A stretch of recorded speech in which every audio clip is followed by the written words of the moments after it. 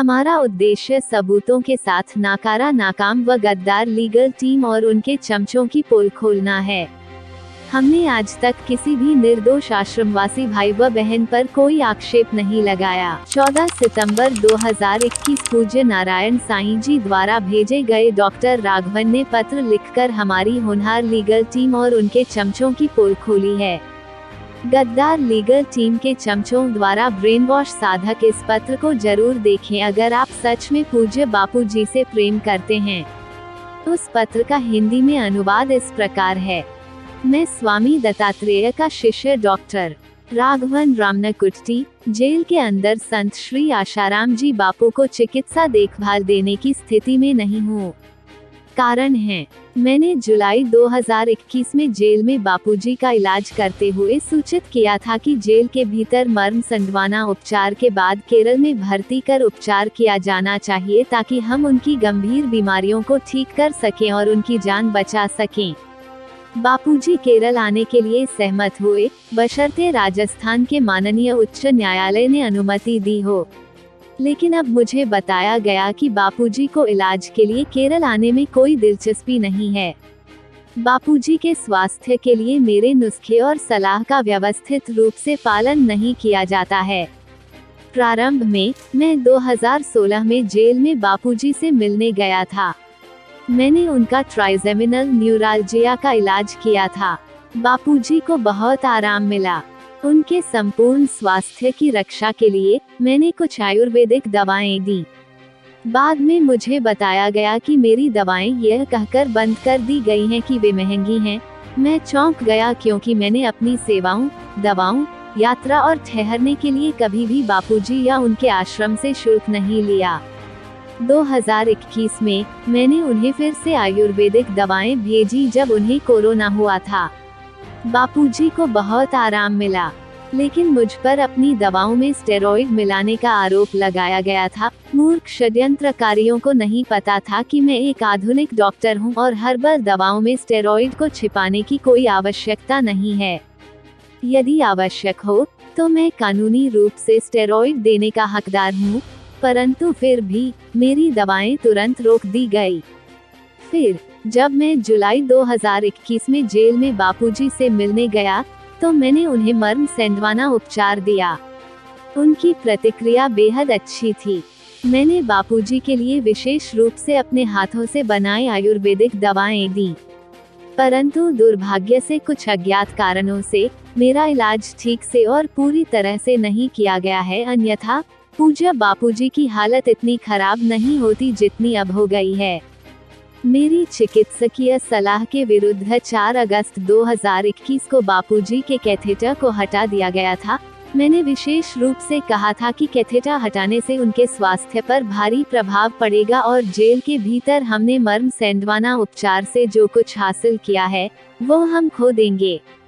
लेकिन किसी ने मेरी चिकित्सकीय राय की परवाह नहीं की। इस समय के दौरान उनका इलाज करने वाले सभी डॉक्टरों द्वारा यह कहकर मेरा मजाक उड़ाया गया कि उनका मूत्र प्रतिधारण बहुत कम है, वो सुधार कर रहे हैं। यूटीआई यूरिनरी ट्रैक्ट इन्फेक्शन हो जाएगा चाहे कैथेटराइज हो या न हो। तो डॉक्टर राघवन कैथेटर लगाने पर जोर क्यों दे रहे हैं जब बापूजी में सुधार हो रहा है? फिर से मैंने जोर देकर कहा कि कैथेटर को जेल के भीतर नहीं हटाया जाना चाहिए। कैथेटर को केवल उसी स्थान पर हटाया जाना चाहिए जहां सड़न रोकने वाली सावधानियां बरती जा सकती हैं, ताकि हम रोगी को कुछ घंटों तक देख सकें और यदि आवश्यक हो स्वच्छता से पुनः कैथेटर लगाया जाए और मूत्र संबंधी जटिलताओं को रोकें। मुझे बताया गया कि बापूजी को एम्स ले जाया गया, लेकिन वहां उन्हें कैथेटर नहीं लगाया गया। कुछ दिनों के बाद अगस्त 2021 के अंत तक उन्हें जेल के अंदर फिर से कैथेटर लगाया गया। इन 3 हफ्तों में बापूजी की हालत बहुत खराब हो गई।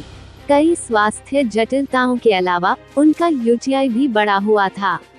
जैसा कि मेरे साथ साझा की गई रिपोर्ट में बताया गया है, बापूजी के लिए जो दवाई मैंने अपने हाथों से तैयार की थी उसका प्रभाव मैं भली भांति जानता हूँ। मुझे 100% यकीन है कि मेरी दवाएं ठीक से नहीं दी गईं।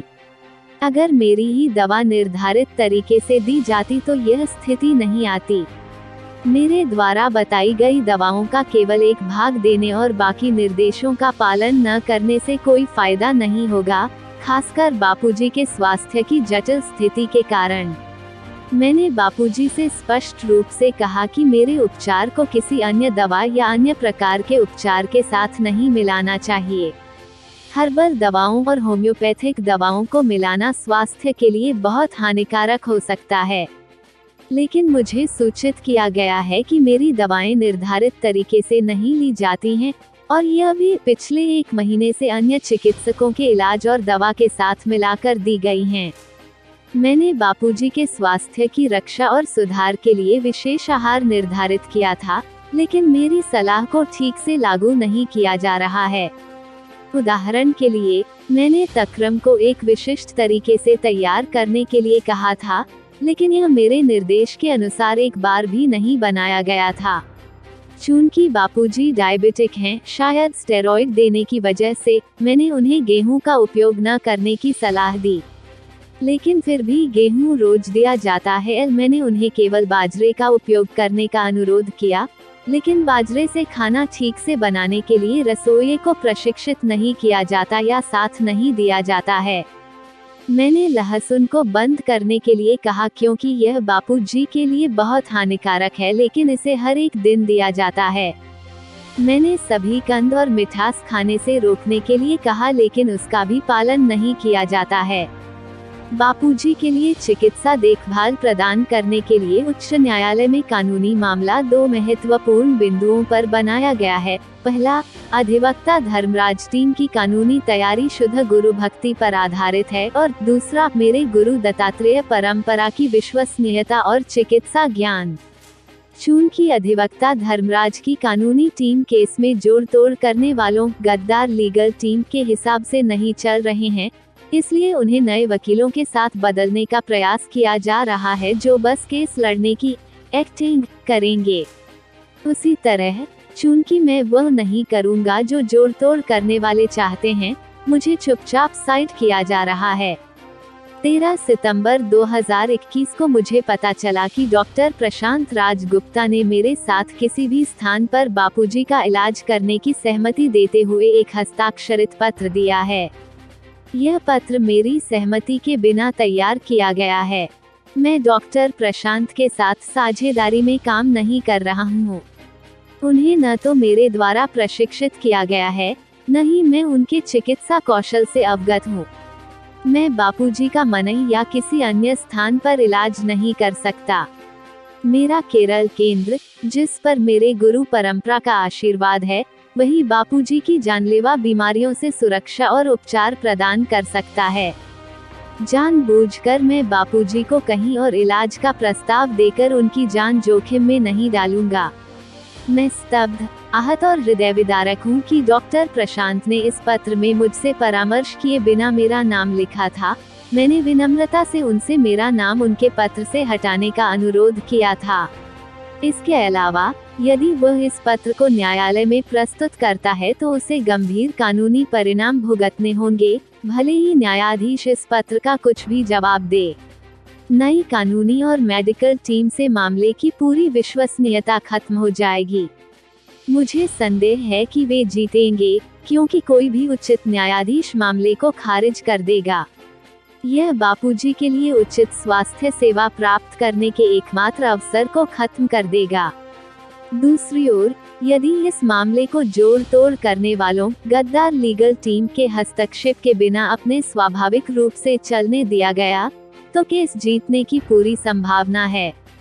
केस का समर्थन करने के लिए मैंने जेल में बापूजी का परीक्षण करने के बाद अपनी चिकित्सा राय प्रस्तुत की थी। इसमें मैंने बापूजी के जानलेवा स्वास्थ्य रोगों की सूची स्पष्ट रूप से दी थी।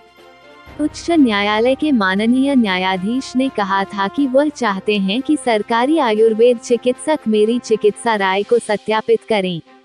जोधपुर आयुर्वेद विश्वविद्यालय ने मेरी चिकित्सा राय को मान्य किया और कहा कि उनके पास आशाराम जी बापू की स्वास्थ्य जटिलताओं को संभालने की सुविधा नहीं है। 2016 में जब मुझसे श्री आशाराम जी बापू के इलाज के लिए संपर्क किया गया तो मैंने अपने गुरु स्वामी धनंजय दत्तात्रेय देव से अनुमति मांगी। मेरे गुरु ने मुझे बापूजी के इलाज के लिए अनुमति दी, लेकिन स्पष्ट रूप से मुझे कानूनी मामलों में शामिल न होने का निर्देश दिया। चूंकि मैं कानून में स्नातक भी हूँ, मैं कानूनी पहलुओं के बारे में स्वाभाविक रूप से उत्सुक हूँ। मैं उलझन में था कि मेरे गुरु ने मुझे बापूजी के कानूनी मामलों से दूर रहने का निर्देश क्यों दिया, लेकिन 5 साल बाद मुझे इसका कारण समझ में आया। बापूजी के वकीलों को जानबूझकर ऐसे निर्देश दिए जा रहे हैं ताकि अदालती लड़ाई ऐसी लगे और बापूजी अपनी स्वतंत्रता, बुनियादी स्वाभिमान और स्वास्थ्य को पाने का मौका खो दें। इसलिए संक्षेप में, मैं अपनी चिकित्सा सेवाएं केवल अपनी पूरी शक्ति और पूर्ण समर्पण के साथ श्री आशाराम जी बापू को प्रदान कर पाऊंगा जब वे केरल में होंगे। अंत में, जहां तक बापूजी के चिकित्सा उपचार के लिए राजस्थान उच्च न्यायालय में याचिका लंबित है, मैं श्री दीपक यादव के माध्यम से सभी आवश्यक सहायता प्रदान कर रहा हूं। श्री आशाराम जी उनकी गुरु परंपरा को मेरा विनम्र प्रणाम।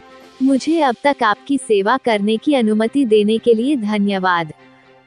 तो देखा आपने किस तरह पूज्य बापूजी के केस और स्वास्थ्य में हमारी होनहार लीगल टीम षड्यंत्र के तहत रुकावट डालती है। अगर आप अभी भी धृतराष्ट्र बनकर संपूर्ण विनाश होते हुए देखना चाहते हैं तो देखते रहिए। शायद आप सभी को पूज्य बापूजी के बिना जीने की आदत पड़ गई है।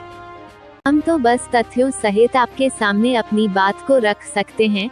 हमारी हालत खुद भगवान श्री कृष्ण की जुबानी सुनिए। जो होने जा रहा है उसे रोकना मेरे वश में भी नहीं है, क्योंकि किसी के कर्म पर तो मेरा अधिकार नहीं है ना। मैं समझा सकता था, मैंने समझाया भी, किंतु जिन्हें समझा रहा था उन्होंने अपने कान बंद कर लिए, जिन्हें मार्गदर्शन करा रहा था उन्होंने अपनी आंखें बंद कर लीं। इसलिए हे महात्मा, जो हो रहा है उसे देखिए और सहन कीजिए।